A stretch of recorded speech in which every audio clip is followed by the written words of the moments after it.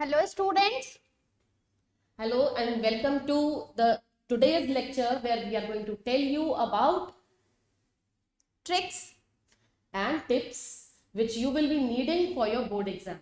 Last minute preparation में बेटा कई बार हम लोग ये सोचते हैं कि कहीं कुछ ऐसा गलत नहीं हो जाए या कुछ ऐसा छूट तो नहीं गया हमसे जो हमें बोर्ड के टाइम पर जरूरत पड़ जाए, या फिर ऐसा हो सकता है कई बार हमें लगता है कि अच्छा पेपर कैसे अटेम्प्ट करें, पेपर में क्या क्या सामान लेकर जाना चाहिए, because it is your first attempt, you are taking your 10th exam और इंग्लिश का पेपर सबसे पहले है, तो हम आपके लिए कुछ टिप्स एंड ट्रिक्स लाए हैं children.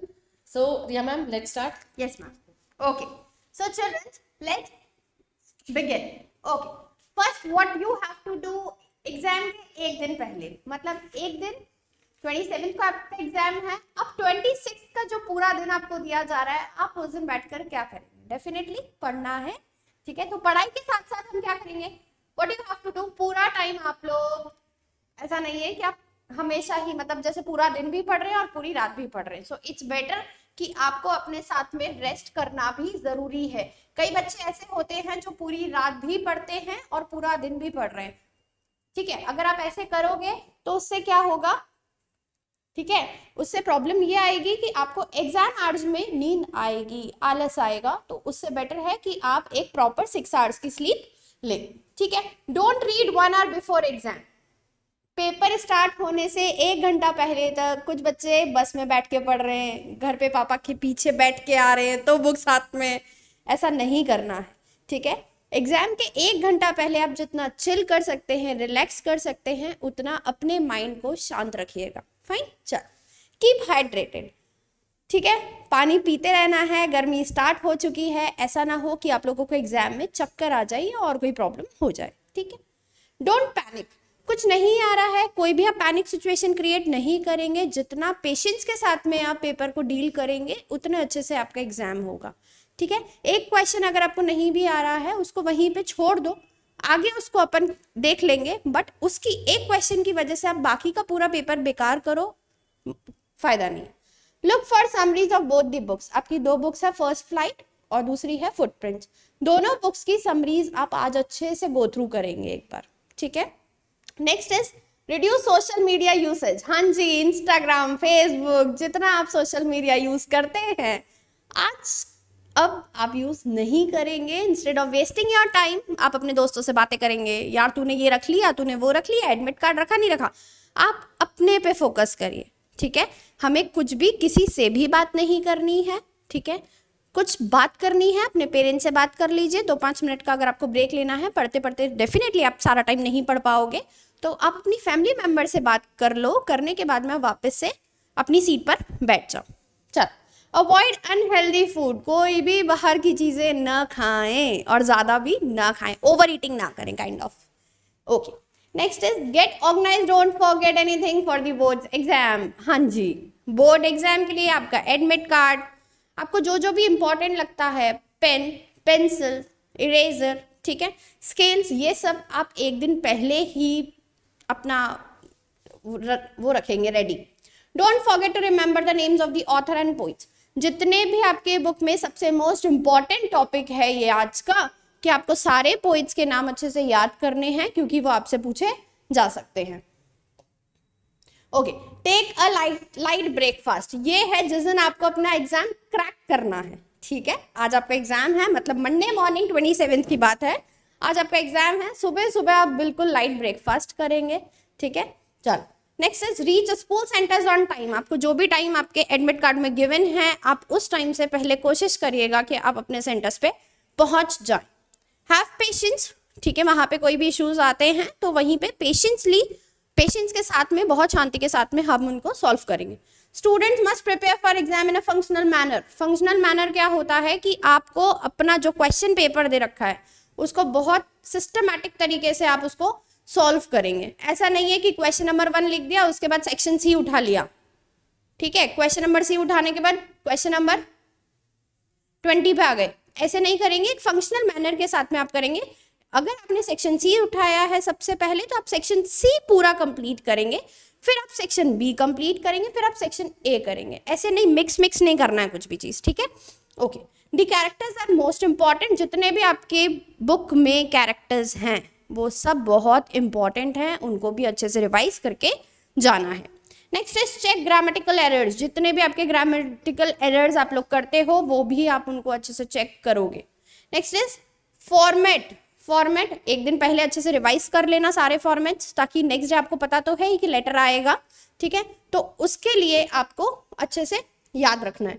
Do the scoring section first, सबसे पहला आपका स्कोरिंग सेक्शन है सेक्शन सी, ठीक है, ए और बी को अभी स्किप कर देना, ठीक है, सेक्शन सी से स्टार्ट करेंगे। क्यों? क्योंकि वो सबसे स्कोरिंग है, 40 मार्क्स का है, तो हमारा टारगेट क्या है, सबसे पहले 40 मार्क्स, ठीक है, तो इसीलिए जो फर्स्ट है आपका सेक्शन सी, तो बच्चे सब सेक्शन सी करेंगे क्योंकि वो बहुत स्कोरिंग है और वो आपको याद भी है, तो आप अपनी लैंग्वेज में भी लिख सकते हो और जिनको क्वेश्चन अच्छे से फ्रेम करना आता है वो फ्रेम कर सकते हैं। चल ma'am please come. Thank you Riya ma'am. So children, अभी तक मैम ने आपको सब चीजें बता दी हैं कि आपको क्या चीज करनी चाहिए, क्या चीज नहीं करनी चाहिए, किस चीज पे ध्यान देना है, किस पे नहीं देना है। तो मैं आगे की चीज कंटिन्यू कर रही हूँ, focus on proper time management. Time management इसलिए जरूरी है कि हम section C, section B, section A जब अटेम्प्ट करेंगे तो हमें पता होना चाहिए कि हम कौन से सेक्शन को कितना टाइम दे रहे हैं। ऐसा नहीं आप घड़ी की तरफ नहीं देखो और आप लिखते चले जाओ, क्योंकि इंग्लिश लैंग्वेज सब्जेक्ट है, आपको बहुत सारी राइटिंग स्किल्स करनी होंगी, आंसर्स फ्रेम करने होंगे, तो ऐसा नहीं होना चाहिए फ्लो में आप ये भूल गए कि आपका टाइम कितना आपके पास बचा है। सो टाइम ध्यान रखे, टाइम का ध्यान रखते हुए आप अपने आंसर्स को अटेम्प्ट करेंगे। Okay, don't leave any question, छोड़ना कुछ भी नहीं है, ठीक है बेटा, क्योंकि आप कुछ भी लिखते हो तो मार्क्स आपको जरूर मिलते हैं। अगर आपने कुछ लिखा ही नहीं है तो नेचुरल सी बात है टीचर तो आंसर लिखेगा नहीं आपके लिए। फाइन, सो आप कुछ भी लिखते हो लैंग्वेज में, अगर आपको थोड़ा बहुत भी पता है चैप्टर के बारे में, ग्रामेटिकल एरर्स भी होती हैं तो भी टीचर्स कुछ ना कुछ मार्क्स आपको देते हैं। So don't skip any question, don't get over confident. Yes, over confidence में नहीं रहना है कि हाँ हमें सब आता है। टिप्स और ट्रिक्स फॉलो करो, चीजें रिवाइज करो, अच्छे से सोचो, अच्छी नींद लो, अच्छा प्रॉपर हेल्थी खाना खाओ और प्रॉपर अच्छे से टाइम पर पेपर देने जाओ। Challenge yourself, yes you have to challenge yourself. Challenge yourself का मतलब ये है कि आपको पता होना चाहिए कि आप किस लेवल तक कितना बढ़िया कर सकते हो, ठीक है। वो कैसे पता चलेगा? जब आप चीजों की प्रैक्टिस करोगे। अब इतने दिनों से हम लोग लाइव क्लासेस ले रहे हैं, आप लोगों ने हमें ज्वाइन किया, उसमें आपने देखा कि किस किस तरह से कैसे क्वेश्चंस आएंगे, कैसे उनके आंसर्स लिखने हैं। अभी भी टाइम है, आप उसको प्रैक्टिस करो, कल आपका पेपर है तो आपको बहुत अच्छे आंसर्स अटेम्प्ट करने हैं। Okay, don't cross word limit. बेटा वर्ड लिमिट है हर एक में, हर राइटिंग स्किल में वर्ड लिमिट है, हर आंसर्स में लिटरेचर के वर्ड लिमिट है, तो stick to that word limit. Try to finish the paper in 2 hours 40 minutes। बेटा ये हमने अपनी तरफ से एवरेज दिया है 2 hours 40 minutes का, आप कोशिश करो कि इतने ही टाइम में कंप्लीट कर सको जिससे आपको रिवीजन का टाइम मिल सके। Fine, go through the answer sheet, check answers, check errors in last 20 minutes। ये होना भी यही चाहिए कि आंसर्स और एरर्स चेक करने के लिए हमारे पास टाइम होना चाहिए। Okay, tips to crack your exam, read question before passage. ये सेक्शन ए के लिए है। ज्यादातर बच्चे पैसेजेस पढ़ने लगते हैं, क्वेश्चंस पता नहीं है कैसे आ रहे हैं। एक बार आपको वैसे भी 15 मिनट्स पहले मिलेगा पेपर, तो पैसेज को तब नहीं पढ़ना है। उन 15 मिनट्स में सबसे पहले आप लिटरेचर के आंसर्स देखो, जाकर लिटरेचर के क्वेश्चंस देखो वो क्या है और आप उनको कैसे अटेम्प्ट कर सकते हो, क्योंकि लिटरेचर सेक्शन ही पहले अटेम्प्ट करना है। फिर जब पैसेज सेक्शन पे आओगे तो उसमें पहले एक बार क्वेश्चंस को पढ़ लो, go through the questions first, then go to the passage and try to search the answers. Revise formats, ये मैम ने पहले भी बताया बेटा, लेटर के, एनालिटिकल राइटिंग के आपको फॉर्मेट पता होने चाहिए। फॉर्मेट रॉन्ग करोगे तो I am telling you marks जरूर कटेंगे। Stick to the word limits, ये पहले भी मैंने बताया था, ये हर सेक्शन के लिए है, आपको वर्ड लिमिट का ध्यान रखना है। प्रेजेंटेशन ऑफ पेपर, बेटा ये कुछ ऐसे इंस्ट्रक्शंस हैं जो हमारे बोर्ड पेपर में भी दिए हुए हैं। आपके पास आपके एडमिट कार्ड अब तक आ ही चुके हैं, तो बेटा उसमें भी नीचे इंस्ट्रक्शंस दिए हैं, आप लोग बिना पढ़े चले जाते हो, ठीक है, उनको ध्यान से पढ़ो। मैं भी अभी आप एक्सप्लेन करूंगी, उसमें भी ये चीज लिखी है, यूज ओनली ब्लू पेन, केवल ब्लू पेन यूज करना है आपको। वो जेल, फाउंटेन, बॉल कोई भी यूज कर सकते हो, लेकिन और किसी कलर का पेन यूज नहीं करना है। You can not use black pen this time. Underline important points, pencil से अंडरलाइन कर सकते हैं आप की पॉइंट्स या की वर्ड्स जो आपने अपने आंसर्स में लिखे हैं। फाइन, मेंटेन प्रॉपर स्पेसिंग, आपको पता होना चाहिए कि ये सारे क्वेश्चंस एक के बाद एक भरने नहीं है, स्पेस प्रॉपर दो ना। जैसे मैंने बताया था, जब लेटर स्टार्ट करते हैं, एक पेज से हमने स्टार्ट किया, फ्रेश पेज से स्टार्ट होना चाहिए लेटर, और उसके बाद जब वो खत्म हो जाता है, जहां भी खत्म हो रहा है उसके नीचे दूसरा एनालिटिकल पैराग्राफ स्टार्ट मत करो, go to the next fresh page and start the new question, ठीक है। राइटिंग स्किल्स में तो ऐसे ही करना चाहिए। सो चिल्ड्रन, ये बोर्ड के इंस्ट्रक्शंस हैं जो आपके एनरोलमेंट नंबर में, आपके रोल नंबर में दिए हुए हैं आपको, जो आपको मिला है। इसके अलावा जो आपको आंसर शीट्स मिलेगी ना बेटा, आंसर शीट का फर्स्ट पेज प्रॉपरली भरना आना चाहिए, और आंसर शीट में फर्स्ट पेज के बाद आपको इंस्ट्रक्शंस दिए हैं, उन्हें भी ध्यान से पढ़ना अटेम्प्ट करने से पहले। First, entry is not permitted after 10 AM। 10 बजे के बाद एंट्री परमिटेड नहीं है। इसका मतलब ये थोड़ी कि हम 10 बजे ही पहुंचेंगे वहां पर। सो कोशिश करो 9:45 तक पहुंच जाओ, 9:30 तक पहुंच जाओ, 9:30 तक अपने सेंटर पर। You must report to the exam centre latest by, latest का मतलब होता है बस 10 बजे तक आपको पहुंच जाना है, इससे लेट नहीं। द फैसिलिटी नाउ 10:30 पे आपका पेपर स्टार्ट होगा, 1:30 तक रहेगा। The facilities to be provided to the students will be mentioned above. मतलब कुछ ऐसे स्टूडेंट्स हैं जो those who are physically handicapped और समथिंग एल्स, उनको जो फैसिलिटीज मिली है वो आपको वहीं जाकर सेंटर पर पता लग जाएंगी। Kindly follow the instructions given by invigilator, especially for writing roll number in your answer book. आप अगर अपनी आंसर शीट में रोल नंबर गलत फिल करेंगे, व्हाइटनर अलाउड नहीं होते हैं। आप कुछ नहीं आ रहा है ना बेटा, तो वेट करो। इन्विजिलेटर वहां पे 2-2 इन्विजिलेटर होते हैं एक रूम में, उनका इंतजार करो। पूछने में क्या जाता है, पूछो फिर आंसर फिर भरो।